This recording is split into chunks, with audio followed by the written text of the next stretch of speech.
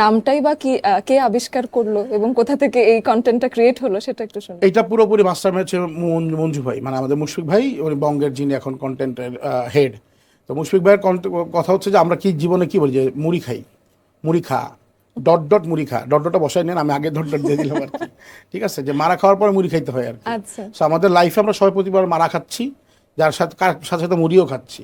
কোনো কোনো কারণে ধরো আপনি রিক্সা নিয়ে বেরোইছেন, কোনো কারণে হয়তো ওয়ার্ক করছে না কোনো কাজ, এটা কিন্তু মারা খাওয়া, মানে মুড়ি খাই আমরা আর কি। ওই কনসেপ্ট থেকে পাফ ড্যাডি, পাফ মানে হচ্ছে মুড়ি খাওয়া, মুড়ি বাবা। সেই পাফ ড্যাডির পাফ হচ্ছে মুড়ি, এবং এইটা মুড়ি বাবা আর কি। আর বিতর্কিত বলতে হচ্ছে যে আমরা ধরেন আমরা কি করি, যে বাসায় বসে কিন্তু আমরা যখন ইন্ডিয়ান সিনেমা দেখি তখন দেখছি 2 পিস 3 পিস, ও মাই গড, ও কিন্তু খুব সুন্দর সুন্দর, জিরো ফিগার, সেক্সি ফিগার। আর আমরা এখানে এসে মানে চেষ্টা করি যে একটু হেজাব পইরা ভালো ভালো জিনিস দেখা। আমি তো দেখাইতে ভালো দেখাইতে চাইছিলাম, কিন্তু আসলে পারি নাই, কারণ আপনাদের মানে এরকম প্রশ্ন বা অনেক কিছু আরও আসতে পারে, তাই ভেবে করি নাই। কিন্তু আর্টিস্টিক ওয়েতে দেখাইতে হবে। আমাদের যে জিনিসগুলো ভালগার ছিল আপনি দেখলে তো আপনার ভালো লাগবে। হ্যাঁ, এখন আপনি জন্ডা করা ছিল এটা, আমরা 18+ বলেই বলতেছি যে এটা শুধুমাত্র মানে 18+ যারা তারা তারা দেখতে পারবেন। আর এটা যেহেতু ফিল্ম হিসেবে আমরা ছাড়ি নাই, আমরা যেটা ওটিটিতে করছি, ওটিটি কিন্তু আপনি আগে থেকেই ফিল্টারাইজেশন করতে পারছেন, কোনটা 16, কোনটা 13, কোনটা জেনারেল। তো আপনি বুঝে শুনেই টাকা দিয়েই আপনি কন্টেন্টে ঢুকতেছেন। আপনি যেটা চান, বিনোদন বিক্রি করতে আসছি ভাই, আমি বিনোদন বিক্রি করব।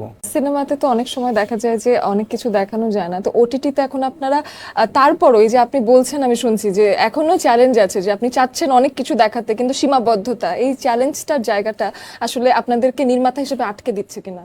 অবশ্যই আটকে দিচ্ছে, যার কারণে তো আসলে সেন্সরশিপ দূর হয়ে এখন সেন্সর সার্টিফিকেশন হয়েছে। সার্টিফিকেশন মানে কি, আপনি আগে থেকে বুঝে যাচ্ছেন কোন কন্টেন্টটা আপনি দেখবেন, কোন কন্টেন্ট দেখবেন না। আপনার কাছে নেটফ্লিক্স আছে, আচ্ছা। আপনি নেটফ্লিক্সে দেখেন না, ওইখানে 18+, 18-। আর আপনি যখন আমি যখন দেখতে বলতেছি, তখন আপনি আমাকে বলতেছেন যে হ্যাঁ ও আচ্ছা, ছি ছি গেলে দেখা যাবে না।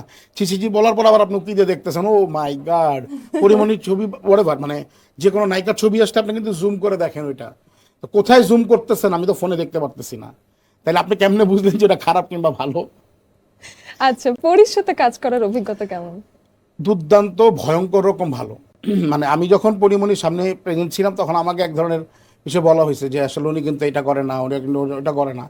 বাট যখন আমি ওর সাথে কাজ করতে গেলাম, মানে সুপার প্রফেশনাল। এবং আমার কাছে মনে হয়েছে ওনাকে আসলে মানে এর প্রতিটা মানুষের কাছে ব্যাপার এটা, যে আপনি কার সাথে কীভাবে কী কমফোর্ট জোনে কাজ করবেন, সেটা যদি আপনি তার সাথে আগে থেকে কথা বলে নেন, বা আপনার যদি আন্ডারস্ট্যান্ডিংটা থাকে, যে কোনো কাজই ভালো হয়।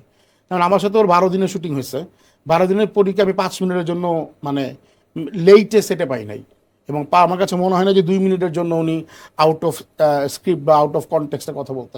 অনেকে বলছে যে এটা আসলে আপনারা সেক্সুয়ালিটিটাকে সেল করেছেন, তো সেই ক্ষেত্রে আমি জানতে চাই যে নির্মাতা হিসেবে সেক্সুয়ালিটি কি একটা আর্টের ফর্ম মনে করছেন?